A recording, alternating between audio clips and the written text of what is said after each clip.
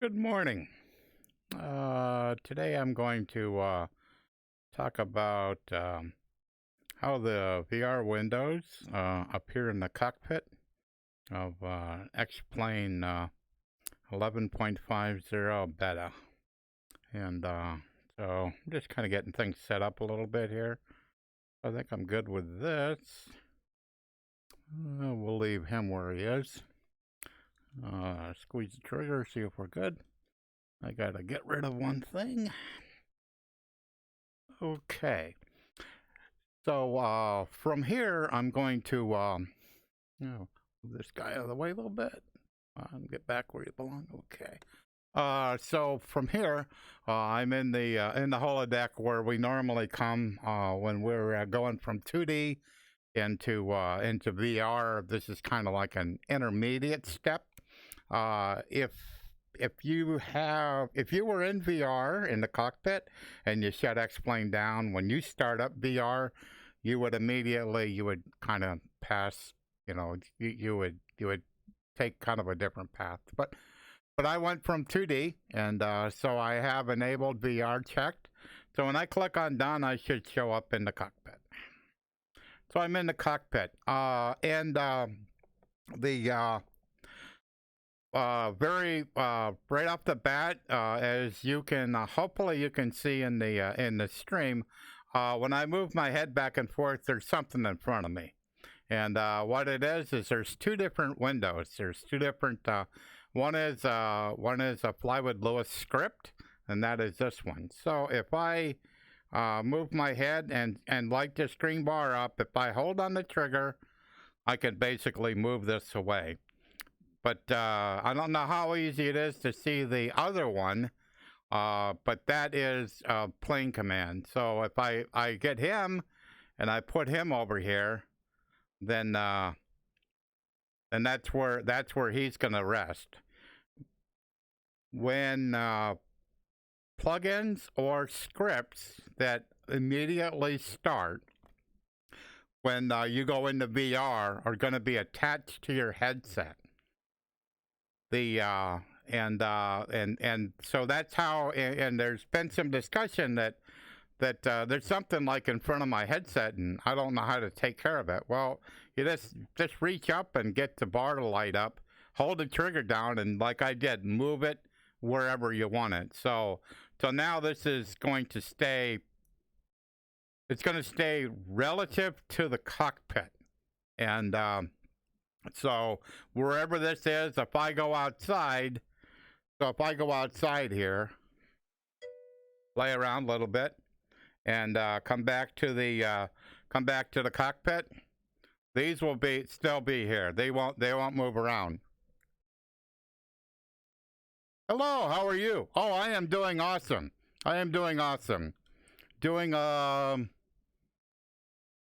If you look outside, the clouds are like lousy, so I'm doing a teaching stream instead of a flying stream. So I am doing awesome, having a lot of fun. How about yourself?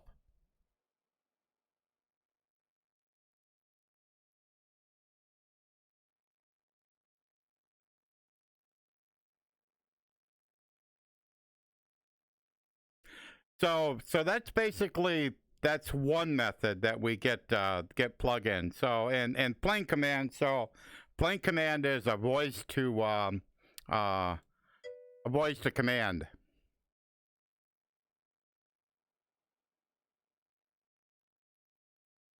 Oh, cool. Yeah. I looking forward to bringing. I would love to be able to, with your overlay, to be able to do what I can do in Windows. That would make my day, because this window right here, this white window, this is Caddy. So basically, I use OVR Toolkit, and I bring Caddy into my cockpit. If I could do that on Linux, oh, that would be so awesome. But I understand that is down the road, and but if that would ever be possible, that would so much make my day. So plain command. So I'm going to turn the battery on. So battery on. Battery on. So plain command is a plugin from. It's more than just that. It is the fact that I could bring any window that I choose from my desktop into VR. That's probably the biggest thing. The one of the features is I get to Caddy allows me to see. I have to be careful here. I'll say it like this: Caddy allows me to see lurkers. I don't talk about lurkers, but Caddy allows me to see them, and that's kind of important to know, like how many people are actually watching, as to how many people are chatting. I don't call the lurkers out. That I find is bad. Do not do that. But it is interesting to see how many people are watching as opposed to chatting. Chatting is something that people have to be comfortable doing, and if you're not, that's just fine. There's nothing wrong with it. Part of the reason I stream is for the chat. It really is. It definitely is part of the reason I do it. So that's one of the things that Chatty has over your overlay. I believe your overlay could probably do that. So cool. Yep. That would be awesome. That would be awesome. So, the other things aren't for me in Linux. The chat is the most important, and it's way better than I thought I would see already. But but time will come. The Linux VR experience in X-Plane is rough, to say the least. When the biggest problem right now is if I move my head quickly to the left or the right, I get a double vision, and that is just concerning, to say the least. The lower the frames are, the worse it is. So if the frames are okay, that would be good. That would be good. That would be very good. Yeah, that would be very good. So cool. So let's see here. Where are we at? So I'm gonna go ahead and turn the battery back off, and then I'm going to battery off. Battery off. So now I'm going to use a different method to pull up a plugin. So if I squeeze on my my touch controller and go over to Advanced Menu and go down to Plugins, and so I'm gonna pick Data Reference Tool and View Data Refs. So when I click on the trigger, instead of being connected to my headset, it is connected to my touch controller. So and as long as I don't do anything,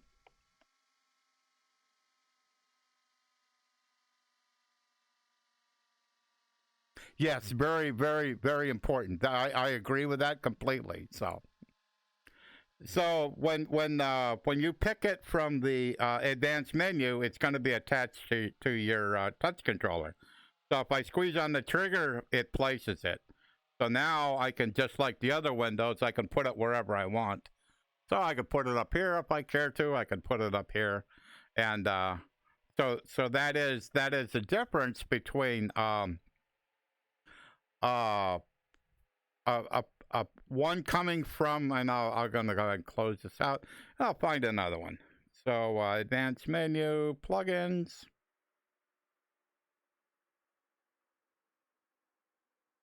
And whoops, I'll pick my checklist. So X checklist, open checklist. Click. Pre-flight, cabin.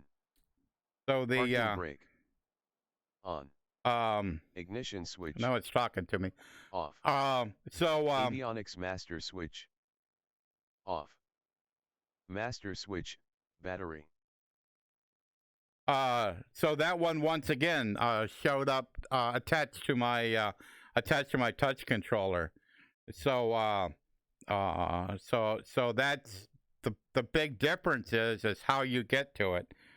So I'm gonna go ahead and I'm gonna hide this guy. I'm gonna pull one more up from the advanced menu, plugins, another of my plugin, X button to command, toggle window. So this is basically allowing, since you only have a couple of buttons in your on your touch controller, this is basically a program that allows me to expand that. And I'm trying to see. Oh, there we go. Okay, so so what I wanted to do is, because this is a command, so if I go to commands and I'm going to say toggle checklist. So if I click on toggle checklist, now notice that this is different because now when I clicked on toggle checklist, it is attached to my headset. So as I move my head back and forth, the checklist is attached to my headset, as opposed to when I used the advanced menu, it was attached to my touch controller. But by the same token, I could just grab the move bar on top, and I can pull it down and move it to wherever I wanted.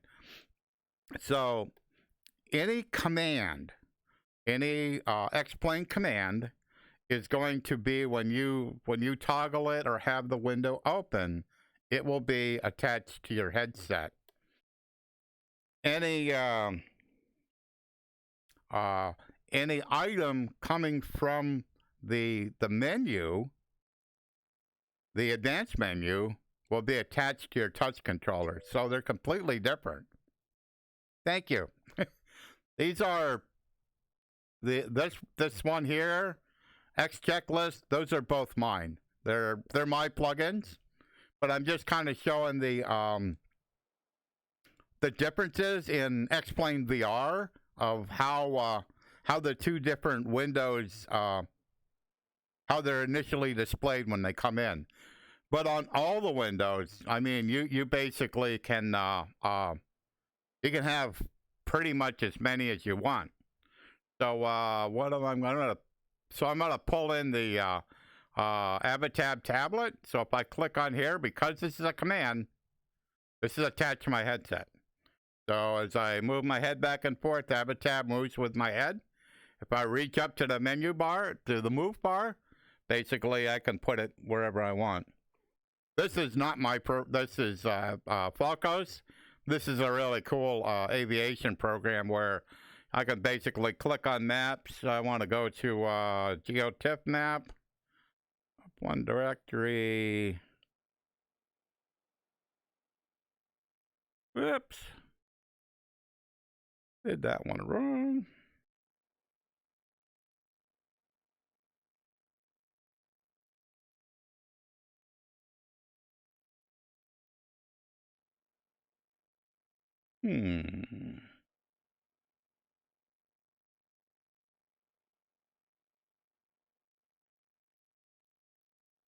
There we go. So I can bring up the Detroit sectional. Am I? So basically the same sectional map that you would the same sectional paper map that you would have in your airplane and rail.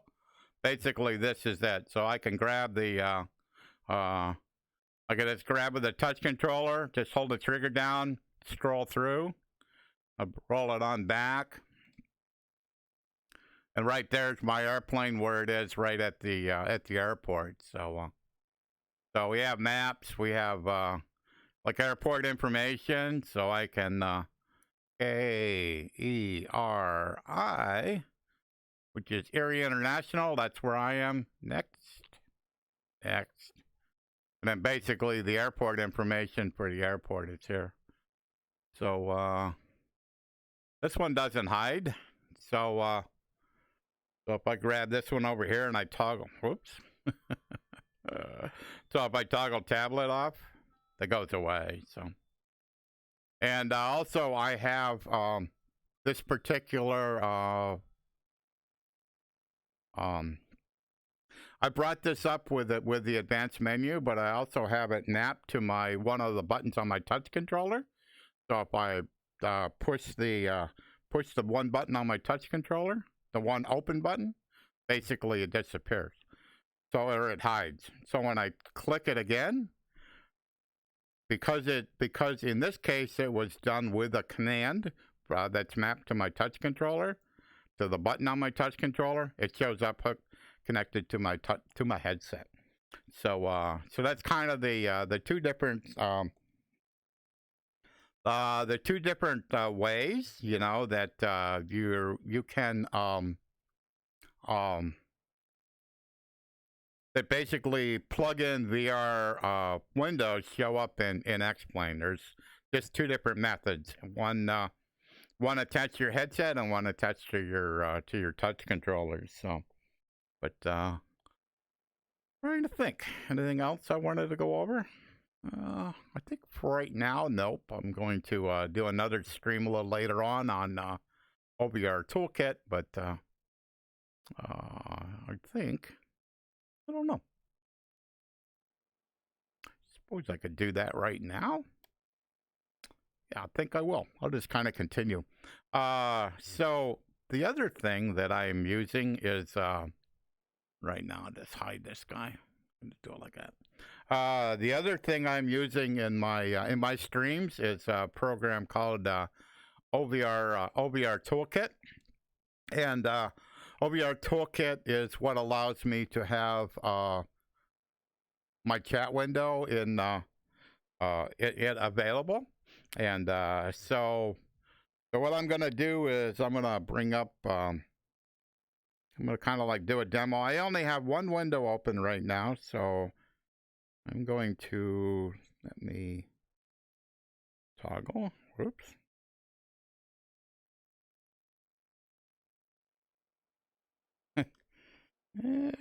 Get rid of the keyboard.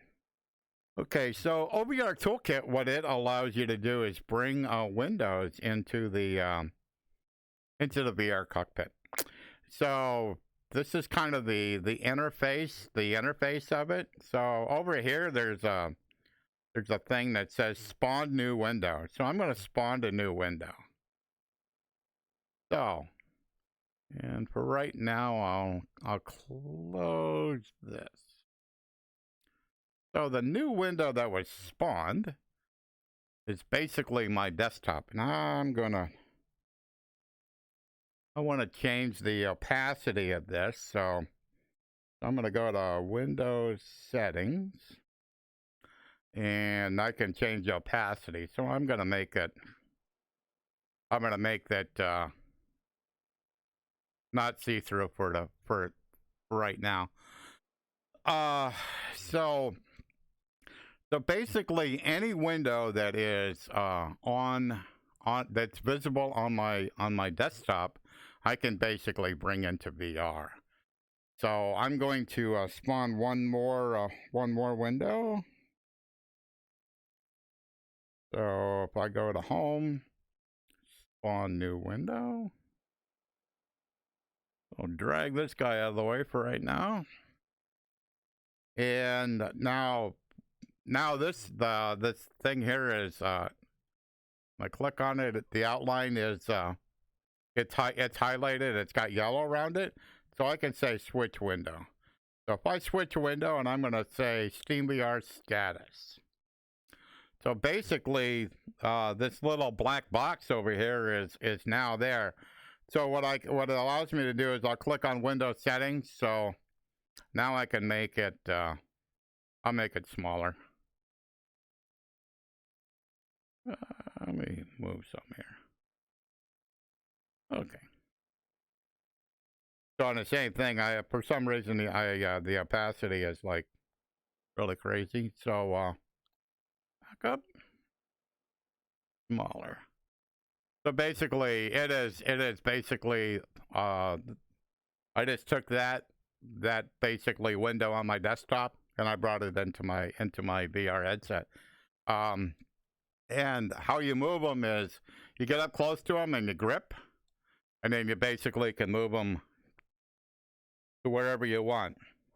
Now, different than the X-Plane windows is this.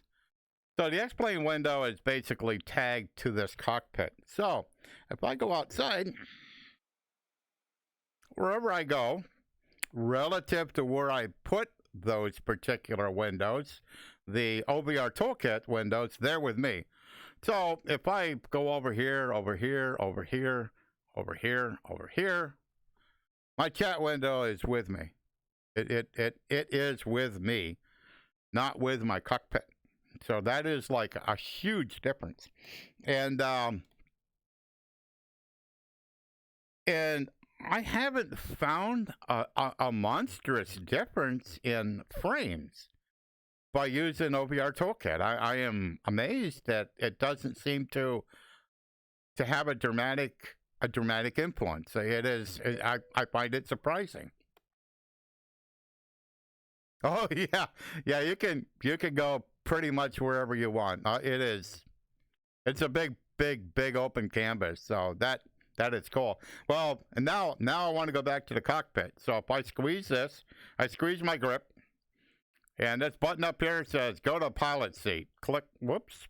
Go to pilot seat. Boom. I'm back in the cockpit. Yeah, X-Plane VR is an awesome experience. I've never been happier in my life using a flight simulator.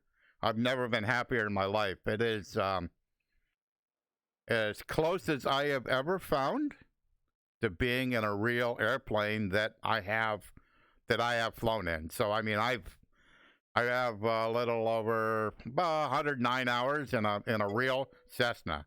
So it is the most real experience that I have ever had, not being in a real airplane. So OVR Toolkit, I mean, just allows like I would say like endless possibilities, because I use a program called Pilot to ATC.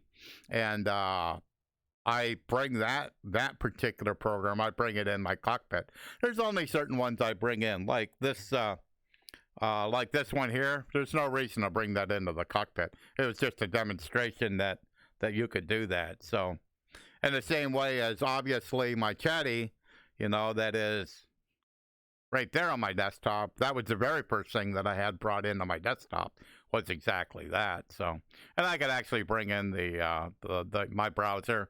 I could bring that in too, So, but it kind of like let me do one other thing. This is not easy. Let me see if I can do it. I don't think I can.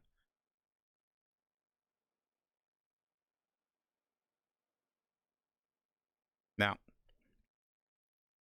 nope. I gotta do something with a mouse. Most everything I can do from the from my VR cockpit, but a couple of things are a little difficult. Be right back.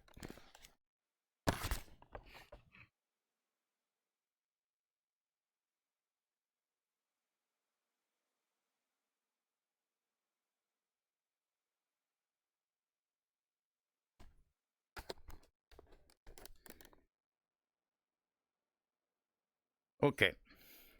So as you can see, I brought up the mixer. So I'm going to let me think a minute. Yeah. So I'm going to open up this, and actually I'll spawn a new window, and I'm going to bring up the mixer. So one thing I find that's important in VR is being able to set your volumes while you're in VR. So I normally have the mixer. Normally I have it parked someplace, where it's not visible, because I don't have to use it very often. But every once in a while, like the sound or something won't be quite right. But it's kind of cool that you can bring the mixer right into VR with you, and if you need to make an adjustment, you can absolutely make an adjustment. They're the touch controllers are kind of crude. They're not as precise as a mouse is, but but they can get the job done if that's what you need to do. So, but yeah. So that's pretty. I think that's a fairly good demo of what I wanted to accomplish. So, is those two different, basically the tools that that I use to enhance my VR experience in X-Plane. You know, it's absolutely that, and so let's see what the weather is. I think it's bad, but I want to listen. Fury INTL Tom Ridge FLD Information Alpha. 1300 Zulu weather. Wind 300 at 10 gust 21, visibility more than 10. Sky conditions 4100 scattered, 6100 broken, 8100 overcast, temperature 1, dew point -8. Altimeter 3001. Arriving runway 24, departing runway 24. Advise on initial contact, you have Alpha. Yeah, not flying. Yeah, so the winds were I think 12 or 14 gusts to 21. Kind of like, no, not gonna happen. The clouds were high enough that that part would have been okay. I could have at least done some touch and goes, but not quite in the mood to test the yeah, not quite in the mood to test my crosswind capabilities. And a 15 knot crosswind is the maximum a Cessna's good for. And if I heard the winds correctly, that would have exceeded the demonstrated test pilot winds. And I don't want to be a test pilot today. So, so I think I'm pretty good with what I wanted to accomplish. So, yeah, I think I'm okay. You have any more questions, Ben?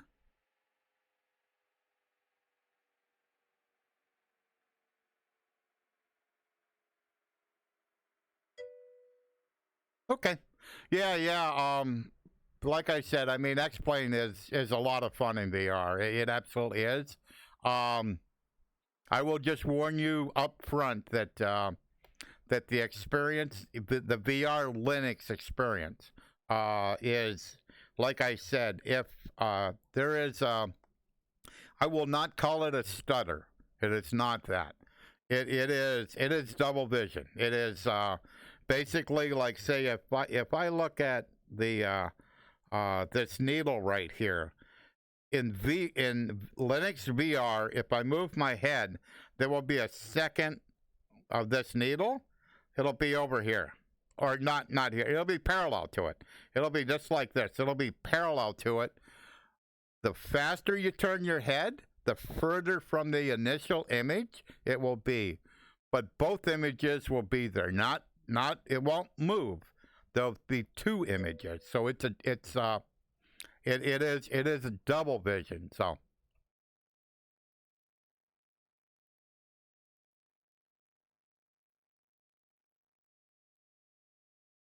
yeah, it absolutely, like I said, I'm running a Valve Index, and I can't find a way to get rid of it. If I go where, let me go, I'll just go back there. So, whoops. If I'm in here, I don't get it.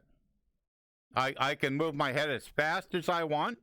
None of this experiences the double vision. None of it. It is perfectly fine.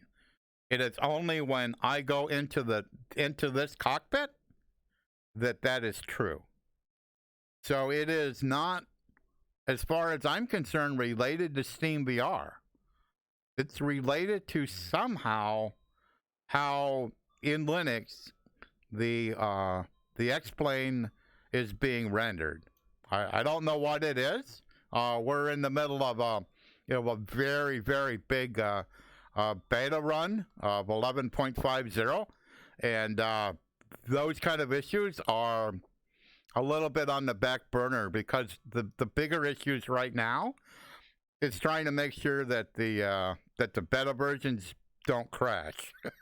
So it's going to be crashing, and then the next stage will be VR RAM optimization, and then the next station will be usability or something down that road. So everything is being done kind of in stages. So, and right now we're in the make sure it doesn't crash stage. So as far as that part, it's been, like I said, I'm running the latest 11.50 beta, and I don't